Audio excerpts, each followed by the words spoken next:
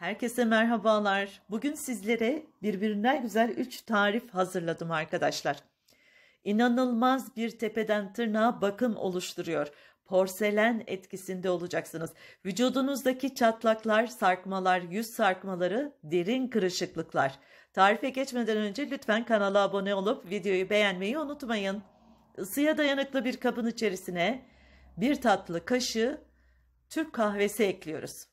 Ve sırasıyla güzel yağlarımızdan ekleyeceğiz. 2 tatlı kaşığı Hindistan cevizi yağı.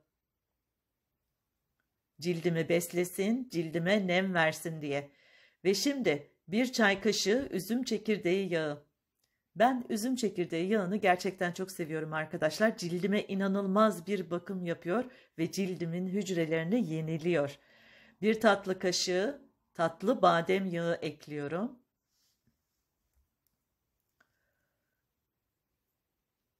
1 tatlı kaşığı avokado yağı ekliyoruz.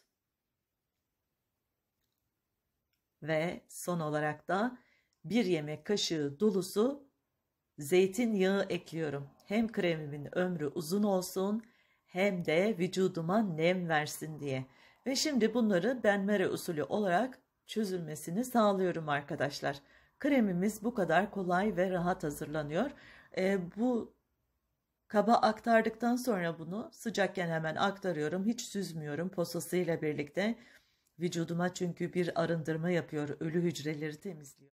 Ve şimdi 1 çay kaşığı da gliserin ekliyorum.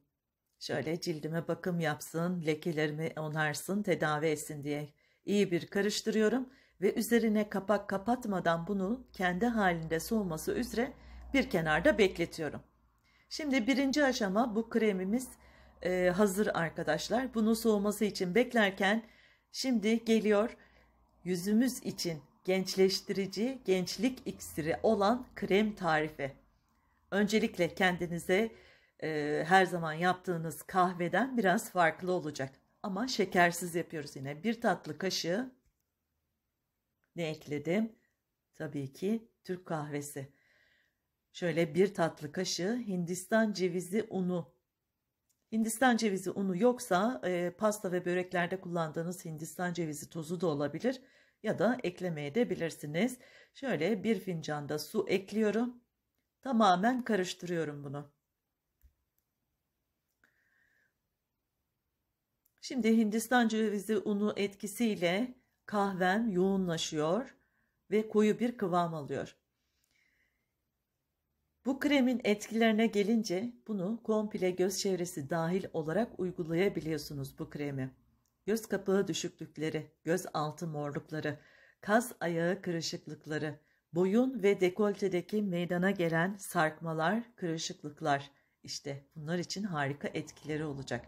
Ve şimdi bunu süzüyorum ve süzdükten sonra posasını kesinlikle atmıyoruz arkadaşlar. Posasını bir kenarda bekletiyoruz, onu da peeling uygulayacağız. Tek bir malzeme daha katacağız buna.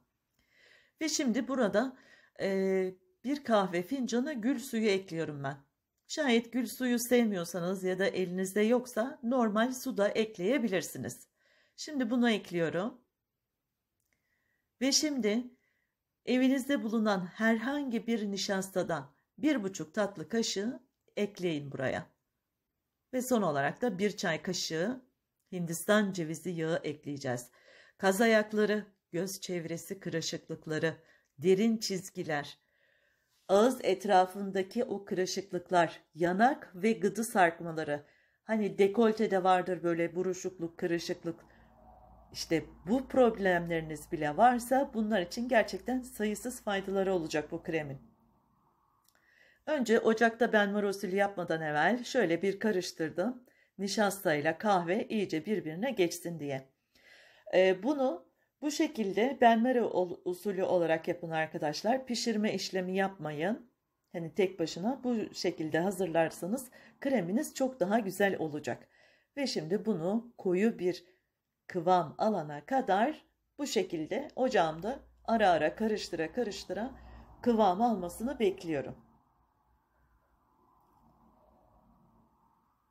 Evet, artık kıvam almaya başladı ve ben ocağımın altını kapatıyorum ve bunun ilk sıcağı çıktıktan sonra gerekli malzemelerini içerisine ekleyeceğim arkadaşlar. Gerçekten bu kremi sürmelere doyamayacaksınız. Etkileri oldukça fazla. Hani el üzerinde kırışıklıklar, lekeler falan vardır. İşte buralara da uygulayın. Gerçekten çok faydalı. Ve şimdi hemen ne ekliyorum içerisine? Gliserin ekliyorum yine. 1 tatlı kaşığı. Hem krem uzun ömürlü olsun hem de cildinizi beslesin, onarsın, bakım yapsın. Şöyle iyi bir karıştırın. Ve bunu da yine kendi halinde soğuması üzere bekletiyoruz. Bu bizim yüz kremimiz arkadaşlar. Az önce hazırladığımızda vücudunuza uygulayacaksınız onu da. Yüzünüze de uygulayabilirsiniz. Sadece bu kremlerin bir tanesini de yapabilirsiniz ama bu nişastalı olan kremi gerçekten çok seveceksiniz. Ben her ikisini de yapmanızı sizlere öneriyorum.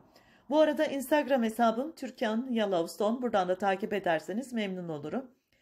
Ve şimdi az önceki kahve telvesinin içerisine 1 tatlı kaşığı bebe yağı ekledim. 1 tatlı kaşığına yakında avokado yağı ekledim. Bunu yağ eklemeden ya da sadece zeytinyağı ya da ayçiçek yağı gibi yağ bile ekleyebilirsiniz arkadaşlar. Duş öncesi bunu vücudunuza şöyle ova ova peeling yapıyorsunuz. Yüzünüze de uygulayın. Göz çevresi hariç ellerinize uygulayın. Gerçekten ilk kullanımda etkisini göreceksiniz bu peelingin. Yüzünüze uyguladığınızda ne yapıyorsunuz? Hemen yüzünüzü durulayıp kurulayın ve cildinize nişastalı olan kahve kremini uygulayın. Gece sürün, sabah yıkayın. Kremi gece ve gündüz kullanabilirsiniz. Bu yağlı olan kremde koltuk altına sürebilirsiniz, bikini bölgesine sürebilirsiniz. Vücudunuzdaki çatlakların oluştuğu göbek bölgesi, basen, kollar, tüm bu bölgelere uygulayabilirsiniz arkadaşlar. Hatta kışın bunu küçük bir kabın içerisine alın. Dışarıya çıkarken dudağınıza sürdüğünüzde yağlı olan kremden bahsediyorum. Çok güzel bir dudak koruyucu etkisi de bulunuyor. Bakın anında pırıl pırıl mükemmel bir etki veriyor.